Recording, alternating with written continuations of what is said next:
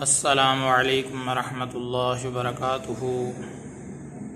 محترم سامعین، آج کے ٹاپک میں ایک شرعی مسئلے کی وضاحت کرنا مقصود ہے۔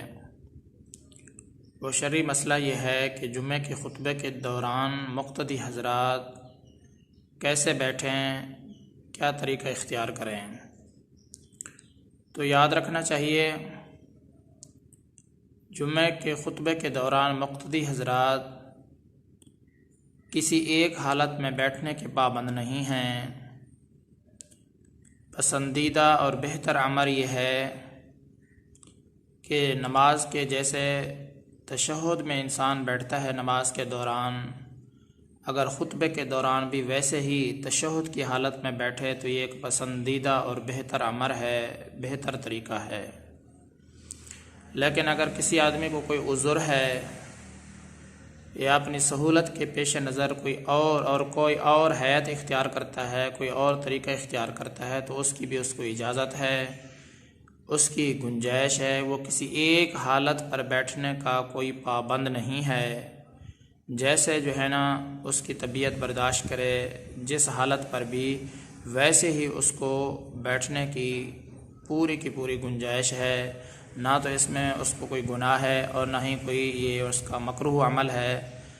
الغرض خلاصہ کلام یہ ہے کہ پسندیدہ بات تو یہ ہے کہ آدمی کو تشہد کی حالت میں بیٹھنا چاہیے، کیونکہ اس حالت میں انسان کی جو توجہ ہے اور انسان کا جو دھیان ہے وہ مکمل خطبے کے سننے کی طرف ہی رہتا ہے۔ لیکن اگر اپنی سہولت کی پیش نظر یا کسی عذر کی وجہ سے کوئی اور حیت اختیار کرتا ہے تو اس کی بھی شرعاً گنجائش ہے، نہ ہی تو اس کا یہ عمل مکروہ ہے، نہ ہی اس کی وجہ سے وہ گناہگار ہوگا۔ جیسا کہ آج کل دیکھا جاتا ہے کہ لوگ پہلے خطبے کے دوران اپنے ہاتھوں کو باندھ لیتے ہیں اور دوسرے خطبے کے دوران ہاتھوں کو کھول کر اپنے رانوں پر رکھ لیتے ہیں، اور اس کو یہ سنت عمل سمجھتے ہیں اور اس کو ضروری سمجھتے ہیں، اور نہ کرنے والوں کے اوپر یہ ملامت بھی کرتے ہیں۔ یاد رکھنا چاہیے، یہ جو ان کا طریقہ کار ہے یہ سنت سے ثابت نہیں ہے، اس کی کوئی اصل اور اس کی کوئی دلیل بھی موجود نہیں ہے۔ اس طریقے سے اجتناب کرنا چاہیے۔ بہتر اور پسندیدہ طریقہ یہ ہے کہ آدمی تشہد کی حالت میں بیٹھ جائے، لیکن تشہد کی حالت میں بھی بیٹھنے کا پابند نہیں ہے، بلکہ یہ بس ایک پسندیدہ طریقہ ہے۔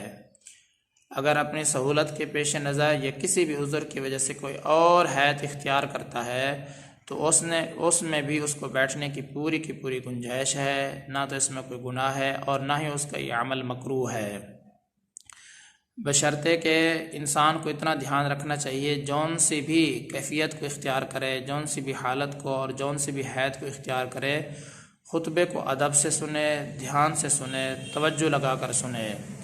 ایسا کوئی بھی طریقہ اختیار کرنا بیٹھنے کا کہ جس سے سستی چھائے اور اسی طریقے سے نیند کا غلبہ ہو جائے، تو ایسا طریقہ کوئی بھی اختیار نہیں کرنا چاہیے، کیونکہ اس سے منع فرمایا گیا ہے۔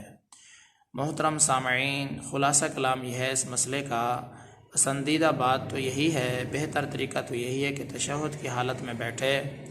اگر اپنی سہولت کے پیش نظر یا کسی بھی عذر کی وجہ سے کوئی اور حیت اختیار کرتا ہے تو اس کی بھی اس کو گنجائش ہے، نہ تو اس میں کوئی گناہ ہے، نہ ہی اس کا یہ عمل مکروہ ہے۔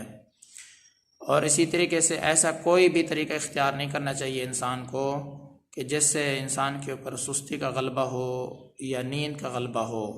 باقی رہی یہ بات، آج کل جو پہلے خطبے کے دوران جو مقتدی حضرات ہیں اپنے ہاتھوں کو باندھ لیتے ہیں اور دوسرے خطبے کے دوران اپنے ہاتھوں کو کھول کر رانوں کے اوپر رکھ لیتے ہیں، ان کا یہ طریقہ بغیر ثبوت کے ہے، اس کی کوئی اصل نہیں ہے، اس کو وہ سنت عمل سمجھتے ہیں، حالانکہ یہ سنت عمل نہیں ہے بلکہ یہ سنت کے خلاف عمل ہے، اور شرعاً اس کا کوئی ثبوت بھی نہیں ہے، اس کی کوئی اصل بھی نہیں ہے۔ اللہ تبارک و تعالیٰ کی ذات سے امید کرتے ہیں کہ اللہ تعالیٰ ہم سب کو صحیح طریقے سے دین پر عمل کرنے کی توفیق عطا فرمائے۔ میں آپ سب کی دعاؤں کا طلبگار ہوں۔ محمد ثناء اللہ فاروق۔